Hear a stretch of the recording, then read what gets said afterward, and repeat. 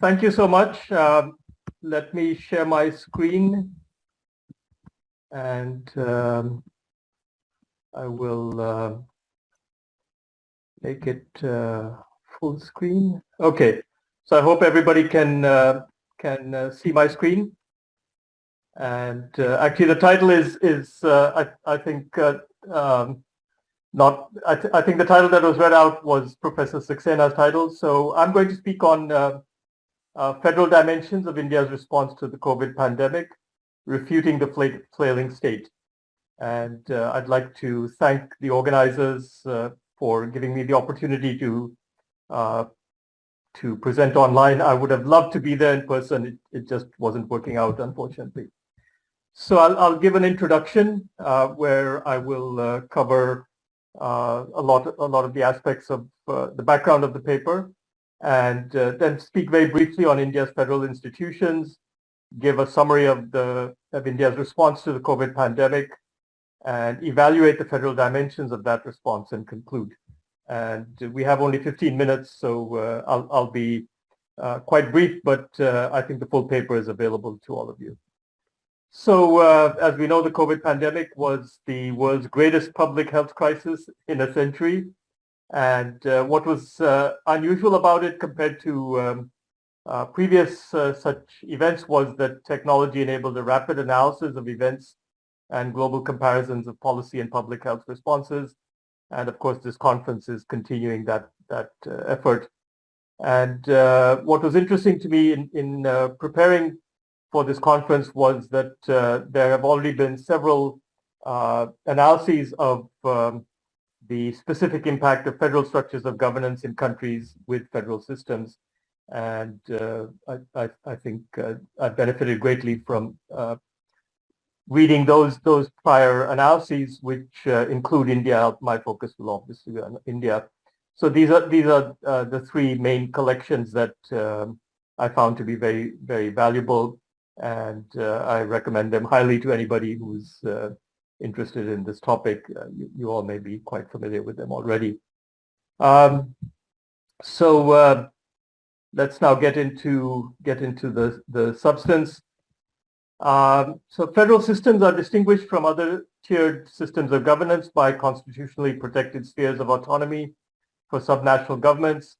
This can include assignment of powers to different levels of government, organization of bureaucracies at each level, accountability mechanisms at each level, and then mechanisms for adjudication or bargaining between different levels. And these are the kinds of, I think, institutional details that played into the federal structure of responses to the COVID pandemic in India and in other countries. I think the literature on the role of how federal systems dealt with the pandemic, I think, illustrates the complexity of federal versus unitary systems of governance and the importance of intergovernmental cooperation. Of course, countries have federal systems for good reasons versus unitary systems. So in some sense, too, one shouldn't condemn a federal system just because it's more complex in terms of dealing with this kind of situation. It obviously has other benefits.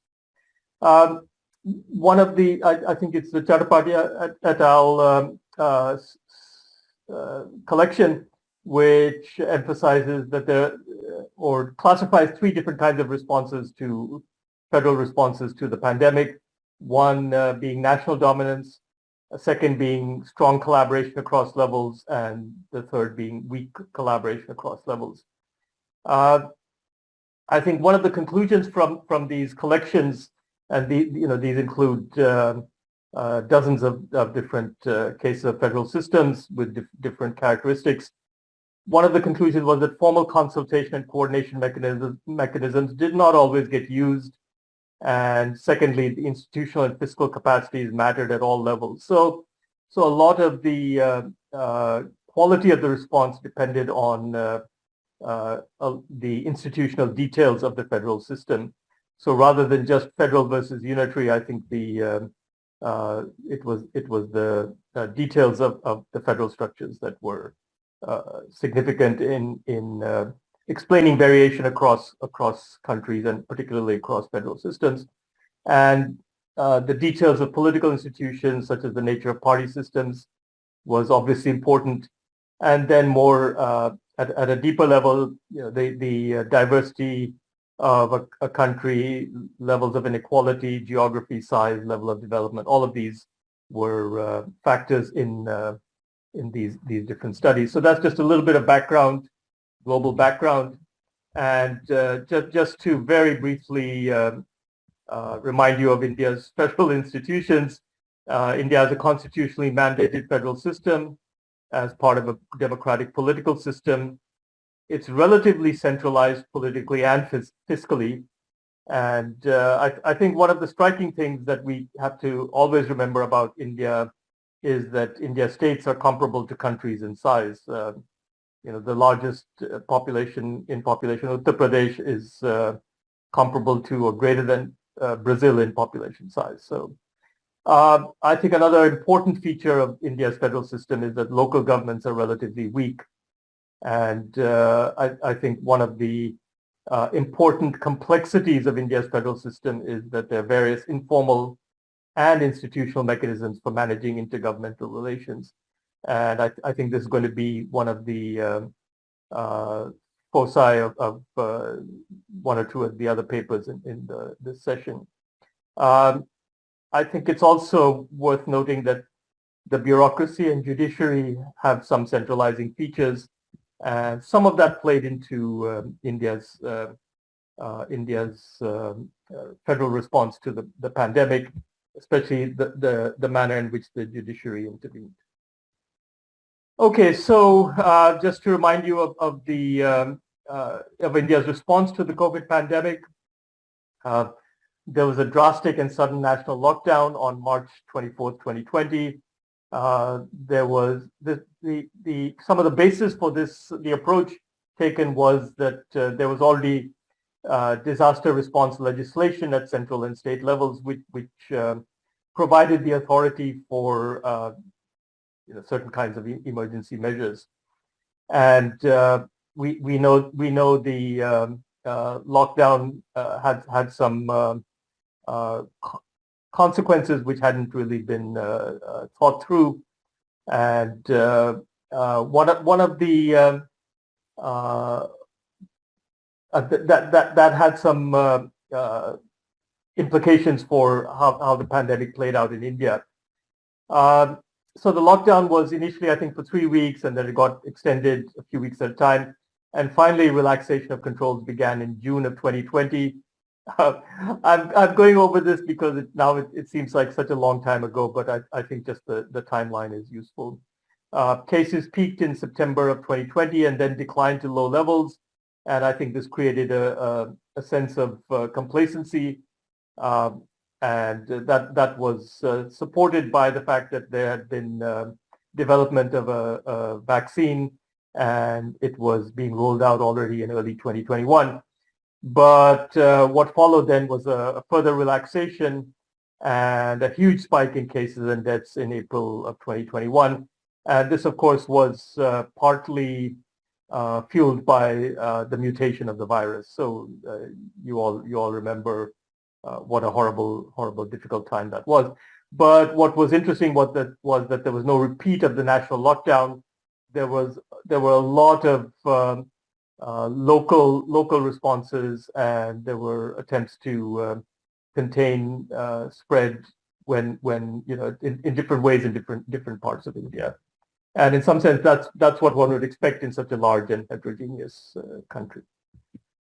Okay, so one of the reasons for not locking down again, even when the 2021 spike was much greater than anything that happened in 2020, was the severe economic consequences of the first lockdown.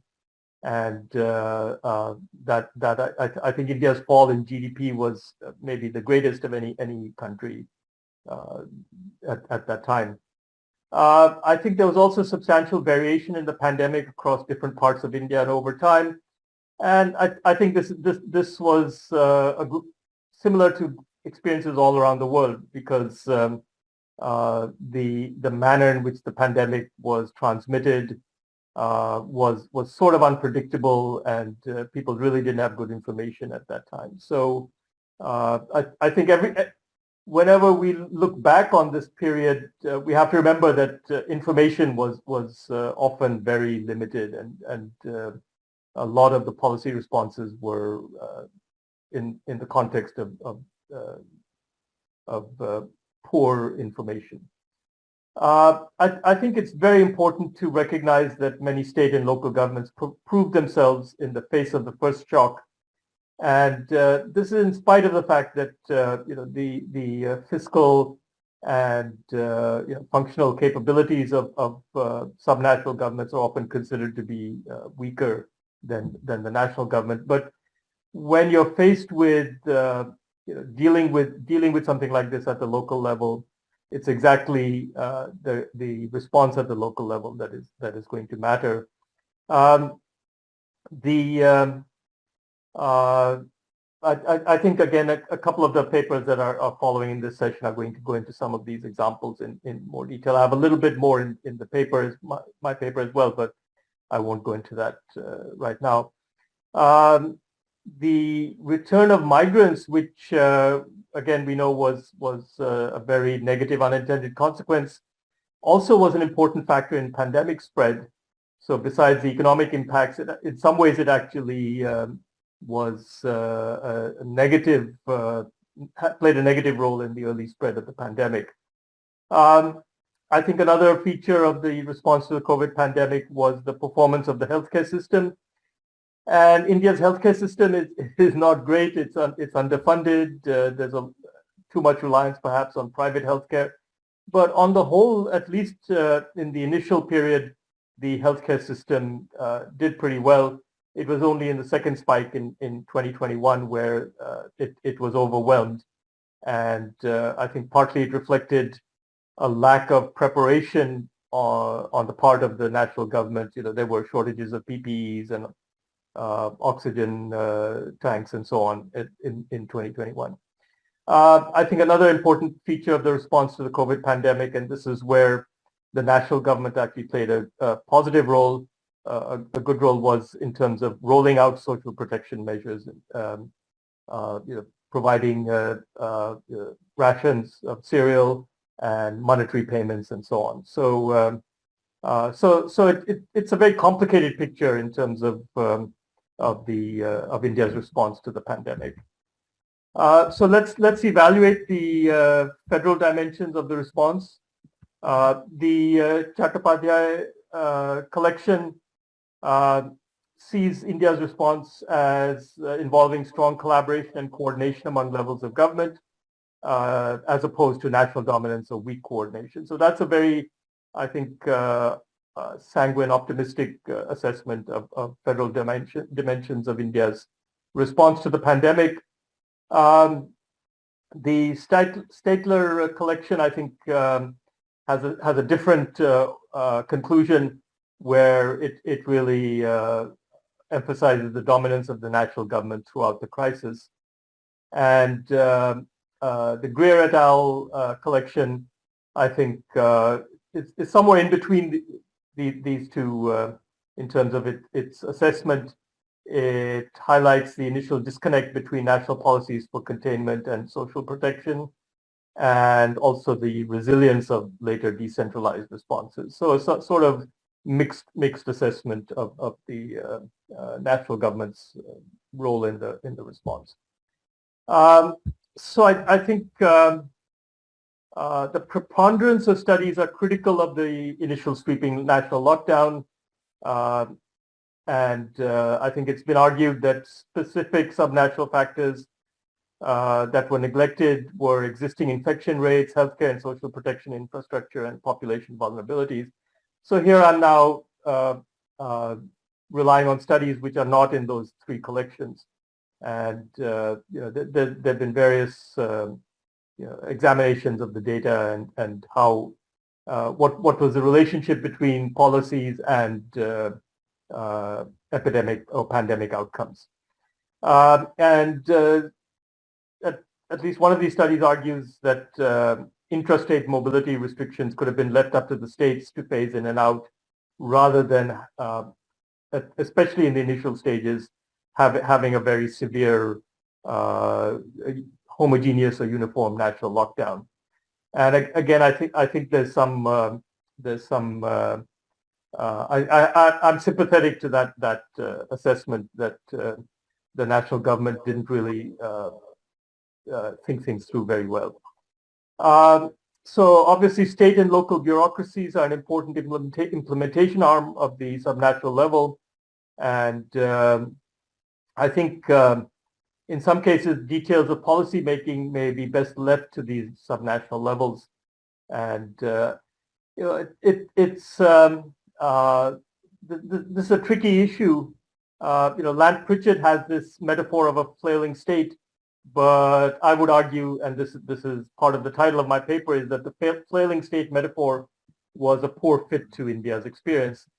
So Pritchett's idea of a flailing state is a commentary on a federal system, but in a very unusual way. He uses this biological metaphor. This is writing in 2009, India is today a flailing state, a nation state in which the head, that is the elite institutions at the national and in some states level, remains sound and functional, but that this head is no longer reliably connected via nerves and sinews to its own limbs. The everyday actions of the field level agents of the state are increasingly beyond the control of the administration at the national or state level. So what my reading of the evidence is that this is not what happened in the pandemic, that there were many examples of field level agents responding in very effective ways to controlling the pandemic. And some of the biggest failures were actually at the so-called head, the level of the head, Pritchett's head. And I think the problem, of course, is with this biological metaphor. I don't think it's a good way of capturing the structure of a federal system. There's a lot of discussion of cooperative federalism. I know the national government likes this term, but I think cooperative federalism is a somewhat elastic concept, and there was some cooperation and consultation across levels, but perhaps it was not optimal in the sense, as I've argued, the national government imposed certain conditions or restrictions without proper consultation, or without expert opinions. Talking to bureaucrats in the state of Punjab, I think they appreciated the technical information and national level information they were getting through consultation with the national government. So national government as a central government as an information aggregator and information sharer was important, but perhaps not as an agent of uniform policies. So again, I think the central government did much of what it was supposed to in the first phase of the pandemic in terms of trying to, aside from the severity of the lockdown and the suddenness, it did a lot of what it was supposed to in terms of trying to understand the pandemic and make medical supplies available, social protection, and so on. But it tended to fail in aspects of detailed follow-up, especially when the states were involved. And in some ways, this is a generic failing of Indian federalism. And I think the problem was not just centralization, but also concentration of decision-making at the center.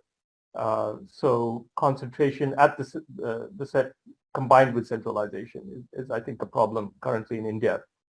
Cooperation between subnational bureaucrats and politicians was important, and I think this sort of response to the crisis was was a very good example of how this cooperation can work in certain kinds of situations. So just to conclude, looking again at the global experience, in many federal systems, there was pressure for greater centralization. I think in the Indian case, there's already there was a high centralization of responses, but in some ways it just reflected pre-existing trends. At times, the Indian response relied more heavily on decentralized approaches. And initially, this was because the national government realized it did not have the capacity to monitor and enforce stringent national restrictions, but also that restrictions needed to adapt to local situations. So in some ways, the national government learned what it could and couldn't do after this sort of immediate response.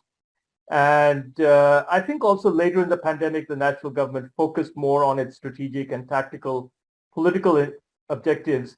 And some of what it did was actually leaving pandemic responses to subnational governments by default. So what I would say is that this was actually inconsistent centralization rather than a successful example of cooperative federalism. That would be how I would describe it. Overall, India's federal system certainly proved resilient. It's still there.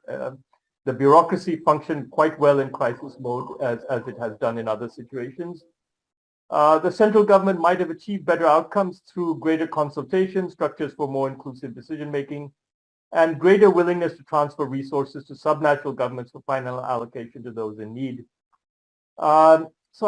Finally, I think Pritchard's head and limbs metaphor can foreclose the ability to imagine a real solution to the flailing state, more effective decentralization, especially to local governments, where implementation ultimately has to take place for many everyday public services and not just during crises. And the way I end the paper and the way I want to end this talk is to say that India has over 1 billion heads, not each with a brain and not just one. So thank you very much, and really appreciate the chance to present my ideas. Thank you. Thank you very much for this insightful presentation of both the empirics and also the evaluation regarding the case of India and the pandemic management, set into 3 of the most important, let's say, up to now, volumes, edited volumes that actually have different views on it.